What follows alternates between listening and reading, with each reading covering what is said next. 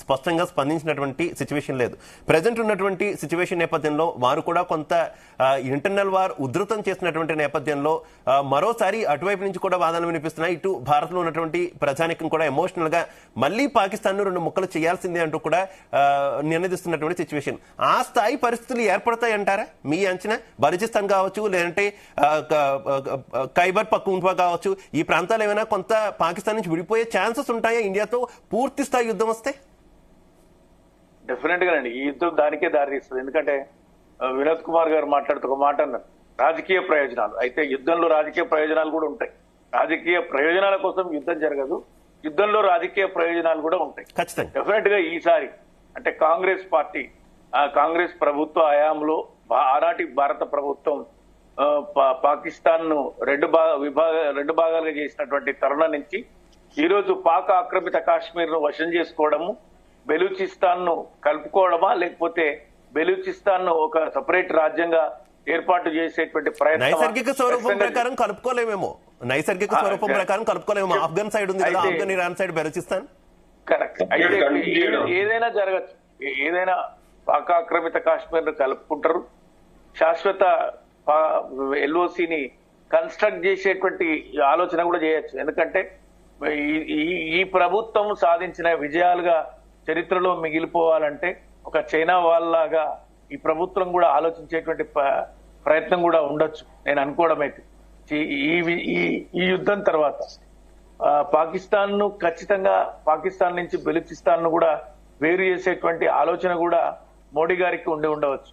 ఎందుకంటే ఇప్పుడున్నటువంటి భారత ప్రభుత్వం చేసేటువంటి ఆలోచనలు ప్రజల ఆలోచనలకు కానీ, లేకపోతే పాశ్చాత్యుల అంచనాలకు కానీ, లేకపోతే పాకిస్తాన్ అంచనాలకు కూడా ఆలోచనలు లేకుండా భిన్నమైనటువంటి రీతిలో ప్రభుత్వం అయితే, భారత ప్రభుత్వం అయితే పనిచేస్తుంది.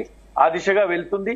విజయాన్ని కూడా సాధిస్తూ, విజయాన్ని కూడా తన ఖాతాలో వేసుకుంటూ ముందుకు వెళ్తుంది. అయితే విజయం అనేది సహజంగా లభిస్తున్నటువంటిది. దాంతో పాటు శాశ్వత ప్రయోజనాలు పొందడానికి ఇప్పుడున్నటువంటి ప్రభుత్వం ఖచ్చితంగా ఆ దిశగా వెళ్తుంది. మోదీ గారు ఆ ప్రయత్నాలు చేయకుండా ఉండరు. ఎక్కడ ఏ అవకాశం వచ్చినా కూడా రాజకీయ ప్రయోజనాలు, రాజకీయ లబ్ధి పొందేటువంటి ప్రయత్నాలు ఖచ్చితంగా జరిగి తీరుతాయి. రైట్. వినోద్ కుమార్ గారు, అమెరికా వ్యవహారంలో కొన్ని కామెంట్స్ వినిపిస్తున్నటువంటి పరిస్థితి. ఇతర ప్రాంతాల్లో, పశ్చిమ ప్రాంతాల్లో ఎక్కడైనా యుద్ధాలు జరిగితే ఒక వైఖరి తీసుకుంటుంది, భారత్ పాకిస్తాన్ వ్యవహారంలో మాత్రం అమెరికా ఒక వైఖరి తీసుకుంటుంది అనేటటువంటి విమర్శలు ఉన్నాయి. ముఖ్యంగా తాజాగా జరుగుతున్నటువంటి ఉక్రెయిన్ వార్ వ్యవహారం మనం చూసుకున్నా కూడా రష్యా మీద ఆంక్షలు విధించినటువంటి అమెరికా ఎందుకు పాకిస్తాన్ విషయంలో అలాంటి చర్యలు తీసుకోదు? భారత్ మీద పదే ఉగ్రదాడులను ప్రోత్సహిస్తున్నా కూడా ఇంకా F-16 లాంటి విమానాలను ఇచ్చి ప్రోత్సహిస్తుంది తప్పితే ఎక్కడ కూడా ఎందుకు శాంక్షన్స్ విధించదు అనేటటువంటి కామెంట్స్ ఉన్నాయి. దాని మీద ఏం చెప్తారు? అమెరికాకు ఎప్పుడైనా సరే అది చైనా అనే దాన్ని చైనా నుండి ఇబ్బంది ఉంటుంది.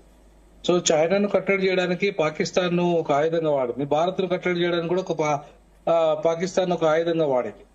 సో కాబట్టి ఇవాళ పాకిస్తాన్ ఇష్యూ అంటే జమ్మూ కాశ్మీర్ తో ముడిపడింది. ప్రతిసారి మనకు యుద్ధం ఇప్పుడు కూడా జమ్మూ కాశ్మీర్ ఈ ప్రాంతం నుండి ఎక్కువ మనకు యుద్ధం మొదలైంది. కాబట్టి మోడీ గారు తెలివిగా ఆ సమస్యను 370 రద్దుతో క్లియర్ చేశారు. అయినా సరే మళ్ళీ తిరిగి ఈ రకంగా పహల్గామ్ దాడులతోని, తర్వాత ముంబై దాడులతోని ఏదో ఒక రకంగా రెచ్చగొట్టే ప్రయత్నం చేస్తుంది పాకిస్తాన్.